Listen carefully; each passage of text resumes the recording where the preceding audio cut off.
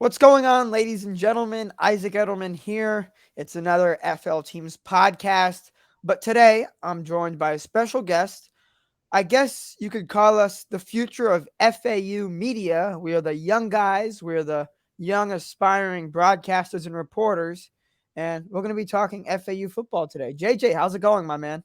Doing great. Eager to get into this episode. I'm so excited to talk some FAU, especially with you, one of the up and coming broadcasters. So, pleasure to be on, and thank you so much for having me, Isaac. Yeah, hopefully people listen to us because we're young, but they have to understand we know what we're saying. Yeah. So, JJ, I just want to get right into it.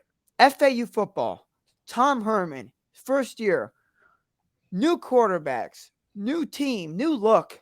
It's a new era. And it obviously started with FAU basketball. Before we get into the football part, I know you wanted to speak about FAU basketball. Just talk about the success they had last season, making it to the Final Four, and how it's going to contribute to the success of FAU football and the program as a whole.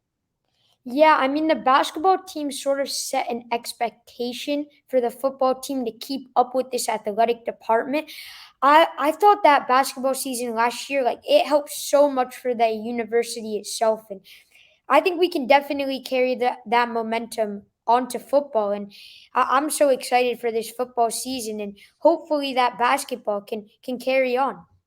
Yeah, the basketball team really showed us what expectations are like, right? No one expected FAU basketball to be ranked. No one expected FAU basketball to make it far in the Conference USA tournament, let alone the March Madness tournament. And they beat Memphis, then they beat FDU, Tennessee, and Kansas State. They make it to the Final Four where they go to Houston. It's just insane, but it shows Tom Herman that the job's not done. There's now new expectations at Florida Atlantic University because winning is something, but taking it to another level is another thing. And that's what Tom Herman did by bringing in Casey Thompson. JJ, you obviously got the opportunity to get out to a few FAU practices. What have you seen out of Casey Thompson, the new FAU transfer? I thought he's done spectacular. Every ball is so accurate to the receiver, whether he's throwing it to Jaquan or LeJontay. It's right to the receiver. He's excellent. With his feet, his footwork has been pure, so good. And really, I'm very impressed with Casey. Every throw has really been right to the receiver's hands. And I think he could definitely become one of the best quarterbacks in the AAC in this upcoming season. Yeah, and the thing is, he knows Tom Herman well. Tom Herman's the one that recruited him. He started his career off at Texas, and then his last stop was Nebraska before he came right here to Boca Raton. Let's talk about Daniel Richardson. He's in a tough position. He transferred from Central Michigan to FAU thinking he's going to be the starting quarterback.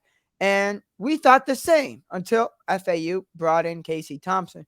And in my opinion, you tell me if I'm wrong, it looks like Casey's going to be the starting quarterback, but FAU hasn't shut down the conversation and the competition. Yeah, for sure.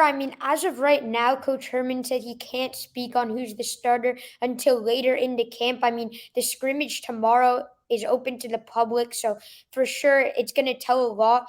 But right now, at the practices, Daniel is taking reps with the starting O line like Chaz Neal and Jordan Church, and he's also throwing it to the starting receivers like Jaquan and LeJontay. So as of right now, like Daniel's been going first on every single practice. So as of right now, I think there's a chance for Daniel because Herman has been very impressed with him. And Daniel and Casey are the only two with D1 experience. So you got to think it's between those two. There is a lot of respect that I have to Luke Rucker and Michael Johnson Jr. and Tyreek Starks. But really, it's a two quarterback battle. And I think Casey's going to end up being the starter, but he still does have to learn a new offense under Coach Charlie Fry, the offensive Yeah. coordinator. He was with Herman at Texas. He was recruited by Herman, as you said. But there is a new offense that he has to learn. I think when it's all said and done, Casey will be the week one starter on September 2nd against Monmouth. But as of right now, it looks like Daniel is taking those first team reps. So Yeah, and obviously the decision that's going to be made is going to be the best decision for the team, right? I trust what Tom Herman does. He obviously sees more than us. He knows more than us. He's been around the game more than us. But if Casey does get the starting job, you have to feel for Daniel because he came to FAU thinking he's going to be the starting quarterback. That's how it looked like in the spring. And then Casey came along. But I guess that's what sports are about. That's what college football is. The transfer portal is huge nowadays. Let's talk about someone that did not transfer. He had a very good season last year. He stayed. He's one of the best running backs in the American Athletic Conference, which, by the way, I forgot to mention, FAU, this is their first year in the American Athletic Conference. Obviously, I said new era, Tom Herman, but they're in a new conference. But one of the best running backs in the conference, Larry McCammon. What are your expectations for him this season? Yeah, he was in 1,000 yard rusher last year, and he came off a bang in that last week against Western Kentucky. I think he rushed for over 130 yards and 2 touchdowns, which is really huge in that last game last season. I mean, being an 1,000 yard rusher in college is insane. I my expectations for him is to have that at least 700 yards this year, have a bunch of touchdowns, maybe a touchdown each game. But this running back competition is way bigger. I mean, we have Zuberi Mobley coming back, and we brought in Kobe Lewis from Purdue. So Yep. really, all three of them look to share carries, each getting maybe 15 a game. I wouldn't say Larry's gonna have the workhorse like he did last year because they brought in Kobe Lewis, and Kobe Lewis is gonna be, I mean, really, really good. He's really good on the ground. He was a Power Five running back like he was at Purdue, and he knows Charlie Fry. Charlie Fry recruited him at Central Michigan, so Yep. I'm just excited for Kobe Lewis and Zuberi. My expectations fully for Larry is to maybe have one touchdown a game. I mean, he averaged like 5.2 yards a carry last year, which is spectacular. And if he can keep that up to that 4 yards a carry and above, I mean, I'm going to be happy with that. So that's where I'm feeling about Larry McCannon. Yeah, and Larry really, really, really produced when Johnny Ford struggled last season, which happened a lot. I know Johnny dealt with some struggles, but Larry really stepped up and made his presence known. And really, FAU fans, reporters, media, you name it, didn't really know who Larry was until Johnny went down. And he made good use of that opportunity. And going to the Purdue transfer, Kobe Lewis, he was in a Power 5 weight room. He's huge. He is going to flourish this season at FAU, and I think he could help some of the other young offensive players. So let's now get into the schedule, right? FAU is facing some interesting opponents this year. Interesting, you ask? Well, FAU doesn't really face these teams because, well, FAU was in Conference USA. So obviously, FAU is going to start off against Monmouth. We're not going to go through every game, so I'm going to skip to week 3. Clemson. FAU going on the road. Clemson is a top team. This is not the Clemson team with Trevor Lawrence and Jamar Chase with LSU. And obviously, when you look at an Alabama team or an Oklahoma team with Baker Mayfield or Kyler Murray, but it's still Clemson. It's still a top team. How can FAU stay competitive, let alone win a football game when they head to Clemson? Yeah, so Clemson is going to be very, very good this year. I mean, quarterback change, DJU, their quarterback last year he transferred to Oregon State. So their quarterback now is Cade Klubnik, a 5-star guy. I mean, he had an amazing game in that ACC championship game in the win over North Carolina. Cade is so good, and what I think FAU needs to do is contain the rush. Will Shipley, a top 3 running back in college football, and it's going to be really hard to contain him. I mean, the D line has to be very good. I mean, Evan Anderson, he has to get to Will Shipley as well as Jaden Wheeler. And I really think that I don't think that we'll beat Clemson, but we could definitely keep it close within a 2 touchdown game if we can contain the rush. I mean, Will Shipley is gonna have a breakout year this year, and Kate Klubnik is also like really good, the sophomore 5-star recruit. So just gonna be a good game. I mean, we'll give everything we have, and the talent on this team might be good enough if there's a 1 in 100 chance to maybe beat Clemson. I mean, we could catch them sleeping on a good day for us, and you never know. I mean, you play the games to play, and I mean whether we're favored or unfavored, we still have a chance and we're going to Yep. compete. So hopefully we can keep that one close. My expectation for that game is to keep it within a 2-score game, really. I'm not expecting a win, but that's pretty much what I think out of Clemson. Yeah, I think in order to keep it competitive, it's going to be a game about play calling. I think you can only do so much against a better looking roster, bigger size, better weight room, and better coaches. So the real difference maker, because obviously the depth chart's going to favor Clemson, is going to be play calling. I think Tom Herman can make it a close game with trick plays and also design plays where Casey can expose Clemson's weak spots. It does get easier the next week, but if we learned anything from Dusty May's basketball team, it's that you never could rely on the favorites. You can never doubt the underdogs. And FAU is going to be an underdog the next week against Illinois. Illinois not as good as Clemson, but it's a Big Ten school. What are your expectations for that game? Yeah, I predicted this in my predictions on the FAU Owls Nest YouTube channel, and I think we can beat Illinois.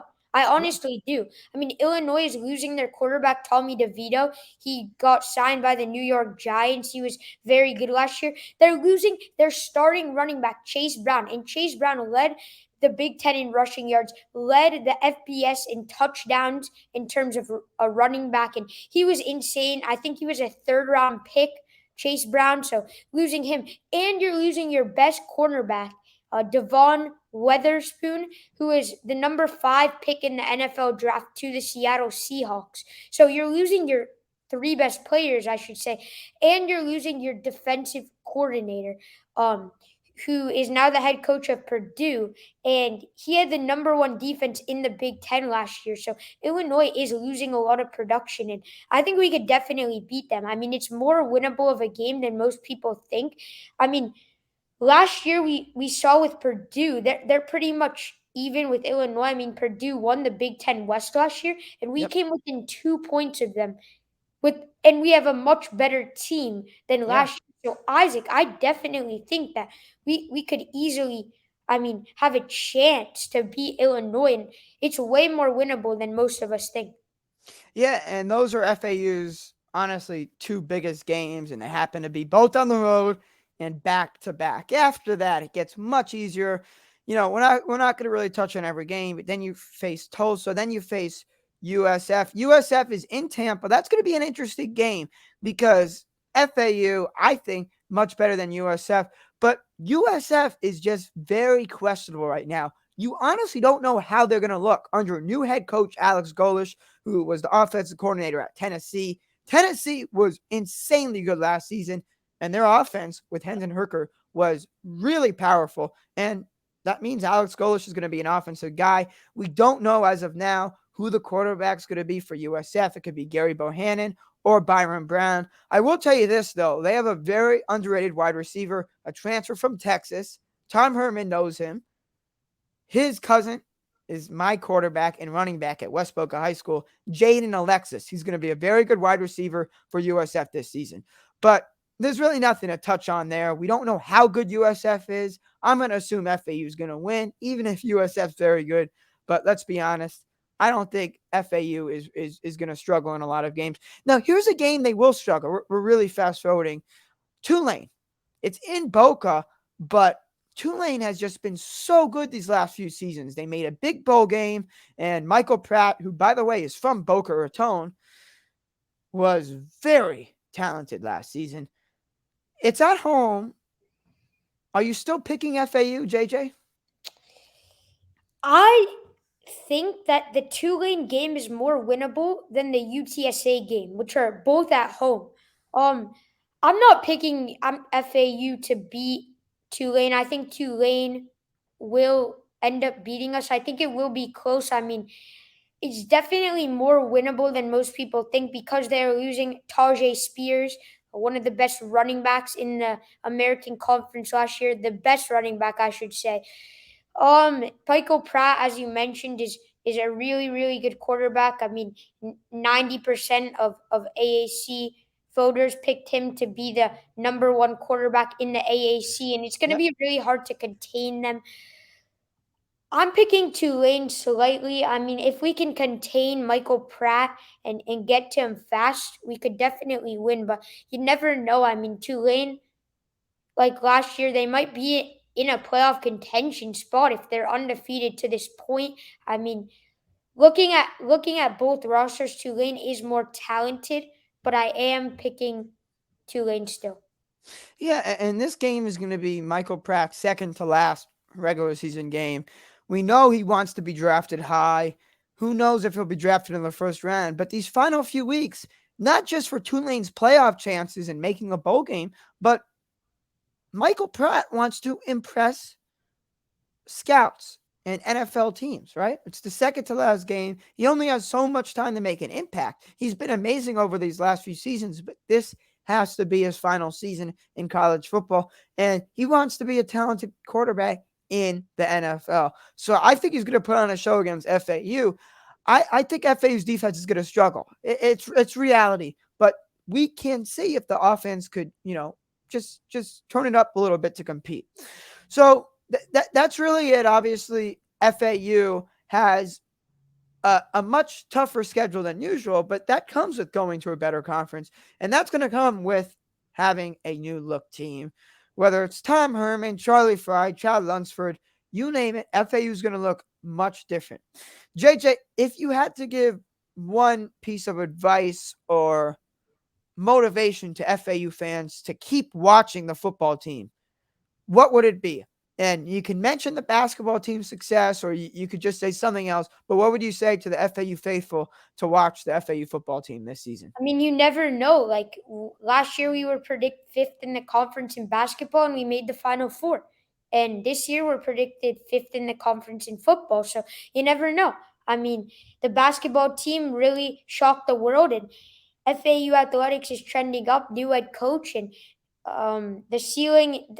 This there's ultimately no ceiling. I mean, you can go as much. You could be as good as winning the American Conference. So, of course, just keep watching, stay tuned with the football team, and you never know.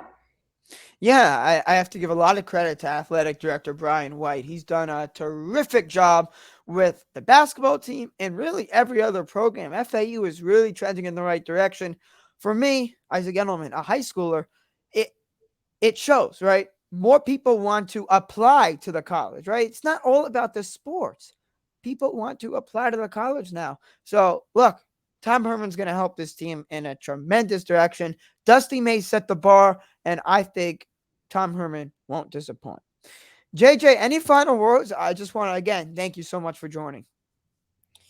I mean, stay tuned. It's going to be a great season in athletics. As you mentioned, Brian White, I mean, he's such a good athletic director, and in all sports, he's really elevated FAU to the next level. So just stay tuned, watch every game, and that's pretty much it. I really appreciate you having me on, Isaac.